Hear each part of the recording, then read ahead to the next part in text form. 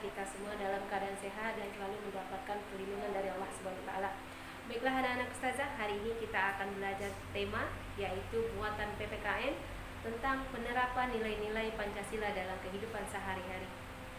Oke, baiklah ustazah, kita mulai pembelajaran hari ini dengan membaca doa. Bismillahirrahmanirrahim. Rabbi zidni ilman warzuqni fahman. Silakan simak video ustazah. Baiklah, kita akan mulai pembahasan muatan PPKN 3.1, yaitu tadi tentang penerapan nilai Pancasila dalam kehidupan sehari-hari. Oke, anak ustazah, sebelum kita memulai penerapan nilai-nilai Pancasila dalam kehidupan sehari-hari, tentu kita harus tahu dulu Pancasila, kemudian beserta bunyi dan lambang-lambangnya. Yang pertama itu ada ketuhanan yang Maha Esa, kedua ketuhanan yang adil dan beradab, kemanusiaan yang adil dan beradab, tiga persatuan Indonesia, keempat kerakyatan yang dipimpin oleh hikmat kebijaksanaan dalam permusyawaratan atau perwakilan, dan sila yang kelima adalah keadilan sosial bagi seluruh rakyat Indonesia.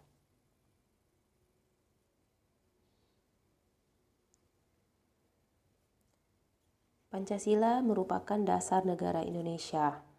Selain sebagai dasar negara bangsa, juga disebut sebagai falsafah negara atau juga sebagai ideologi terbuka. Oke, kita masuki penerapan sila yang pertama. Sila yang pertama itu berbunyi ketuhanan yang Maha Esa dan lambangnya adalah lambang bintang, ya. Maknanya mengandung bahwa bangsa Indonesia bertakwa kepada Tuhan yang Maha Esa.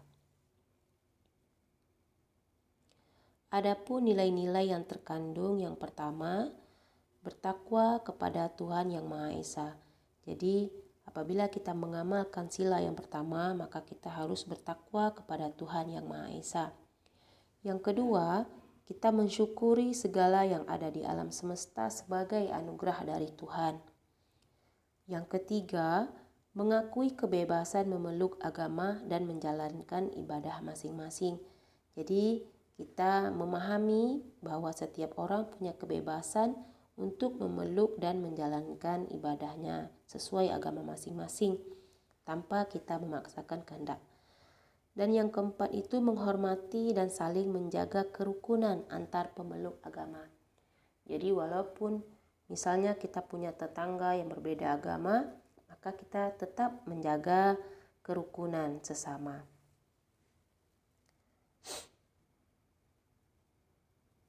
Oke, ini di gambar kita bisa melihat contoh penerapan nilai Pancasila sila yang pertama. Yang pertama itu kita tetap rukun terhadap orang yang berbeda agama dengan kita saling menghormati. Gambar kedua adalah merawat tanaman, dan ini merupakan salah satu cara kita mensyukuri anugerah dari Tuhan. Kita masuki penerapan sila yang kedua. Sila kedua ini berbunyi kemanusiaan yang adil dan beradab dengan lambang rantai, ya. Sila ini mengandung makna adanya pengakuan terhadap persamaan derajat antar sesama manusia. Manusia dan setiap warga negara memiliki hak dan kewajiban yang sama. Nilai apa saja yang terkandung di sila yang kedua ini? Yang pertama adalah mengakui persamaan derajat antar sesama manusia. Jadi kita sesama manusia itu derajat kita sama. Tidak ada yang membedakan baik itu dia orang kaya, orang miskin, berkulit putih maupun berkulit hitam. Yang kedua, mengakui persamaan hak dan kewajiban antar warga negara. Yang ketiga, mengembangkan sikap tenggang rasa. Keempat, saling menyayangi sesama manusia. Yang kelima, gemar melakukan kegiatan kemanusiaan. Contohnya misalnya ketika antum melakukan atau pernah membantu korban bencana alam. Apakah itu bencana tsunami misalnya, bencana gempa bumi, ataupun misalnya bencana banjir.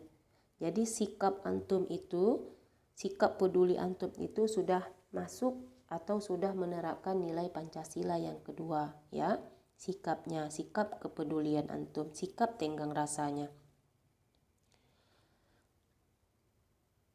Yang ketiga, penerapan sila yang ketiga. Adapun bunyi sila yang ketiga yaitu Persatuan Indonesia. Lambangnya adalah pohon beringin. Mengandung makna suatu usaha menuju persatuan rakyat.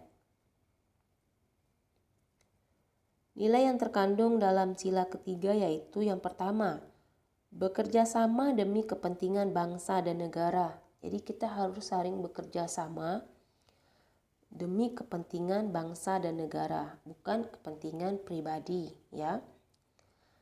Yang kedua, rela berkorban demi kepentingan bangsa dan negara.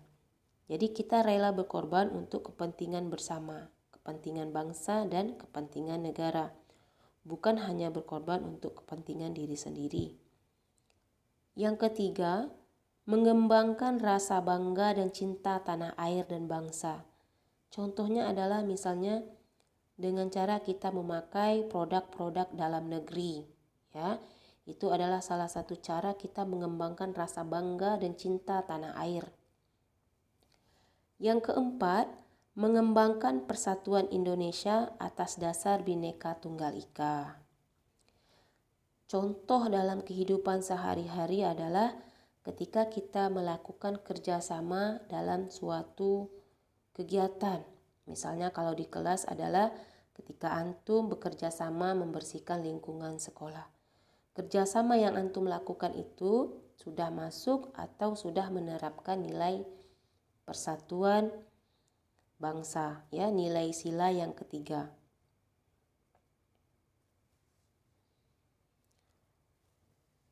Apa manfaat jika kita melakukan kerjasama? Tentu banyak manfaatnya, ya. Yang pertama adalah pekerjaan terasa lebih ringan. Ketika kita bekerja bersama, maka pekerjaan yang berat akan terasa lebih ringan, lebih mudah kita selesaikan. Yang kedua, ini dia, pekerjaan akan lebih cepat selesai. Nah, ini tadi yang Ustazah sebutkan. Kalau kita bersama-sama, pekerjaan lebih mudah, kemudian pengerjaannya juga lebih cepat selesai. Yang ketiga, dengan kerjasama akan memupuk rasa persatuan dan kesatuan. Keempat, memperkuat semangat kebersamaan. Yang kelima, menumbuhkan rasa peduli terhadap sesama. Dengan kita bekerja sama, maka kita akan menimbulkan rasa peduli terhadap orang lain.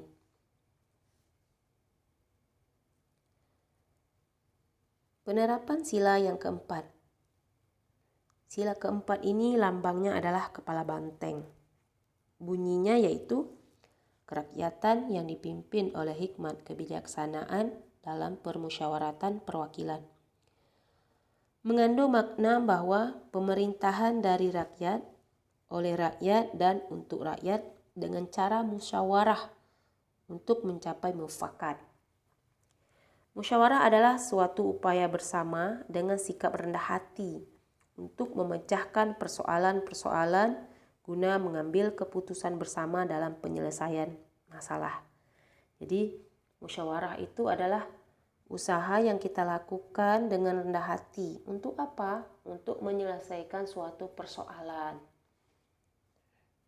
Jadi ketika kita punya suatu masalah atau persoalan, maka kita harus selesaikan dahulu dengan cara musyawarah. Nilai-nilai yang terkandung dalam sila keempat yang pertama adalah mengutamakan kepentingan negara dan masyarakat. Jadi kita lebih mengutamakan kepentingan orang banyak daripada kepentingan diri kita sendiri. Artinya kita tidak egois. Yang kedua, tidak memaksakan kehendak kepada orang lain. Oke, jadi kita tidak atau Jangan sampai memaksakan kehendak kita kepada orang lain. Yang ketiga, mengutamakan musyawarah dalam mengambil keputusan untuk kepentingan bersama. Jadi kita harus mengutamakan musyawarah untuk kepentingan bersama. Ya, jangan hanya kemauan kita sendiri atau pemikiran kita sendiri. Tapi alangkah bagusnya kita mengutamakan musyawarah. Keempat, menerima dan melaksanakan hasil musyawarah dengan rasa tanggung jawab. Ketika hasil musyawarah sudah kita dapatkan, maka kita harus laksanakan itu dengan penuh rasa tanggung jawab. Bukan hanya sekedar melakukan dengan asal-asal saja. Misalnya antum terpilih sebagai ketua kelas misalnya. Jadi antum harus melakukan itu dengan penuh rasa tanggung jawab. Yang kelima, melaksanakan musyawarah dengan akal sehat dan sesuai dengan hati nurani yang luhur. Jadi musyawarah dilakukan dengan akal yang sehat, artinya kita tidak emosian ketika bermusyawarah. Kita tidak berharap apa yang kita mau diterima oleh orang banyak, tidak ya.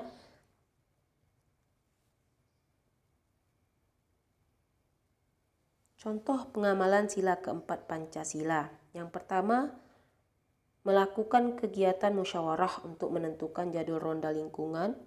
Kemudian mengikuti pemilihan umum. Ketiga, mengikuti pemilihan ketua kelas. Ini contohnya ya. Jadi antum sebenarnya sudah menerapkan nilai Pancasila yang keempat. Kenapa?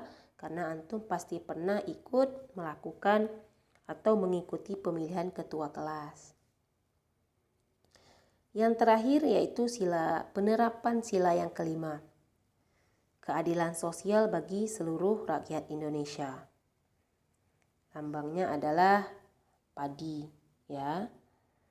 Sila ini bermakna tujuan bangsa Indonesia adalah tercapainya masyarakat Indonesia yang adil dan makmur secara lahir dan batin. Beberapa pengamalan sila kelima Pancasila yaitu pertama, bersikap adil, tidak pilih kasih ya. Yang kedua, menjaga keseimbangan antara hak dan kewajiban. Jadi kita dalam kehidupan sehari-hari kita tidak boleh hanya menuntut hak kita saja, tapi kita juga harus melakukan kewajiban. Hak itu apa? Hak itu sesuatu yang kita dapatkan, itu hak. Sementara kewajiban adalah sesuatu yang harus kita laksanakan. Jadi kita harus laksanakan kewajiban dulu, baru kita menuntut hak kita. Jangan terbalik, menuntut hak saja tanpa mau melaksanakan kewajiban. Yang ketiga, menghormati hak-hak orang lain. Yang keempat, tidak bersifat boros dan bergaya hidup mewah. Yang kelima, tidak melakukan perbuatan yang merugikan kepentingan umum.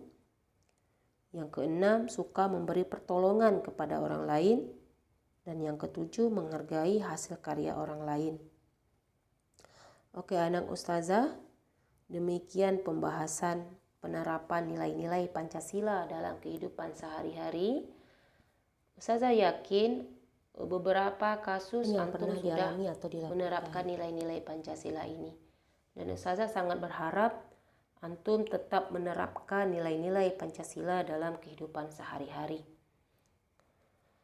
Baiklah, ini adalah latihan yang harus antum kerjakan. Ya, ini antum buat jawabannya di buku tulis latihan. Kemudian antum foto dan dikirim langsung ke WA ustazah. Demikian, terima kasih. Tetap semangat. Wassalamualaikum warahmatullahi wabarakatuh.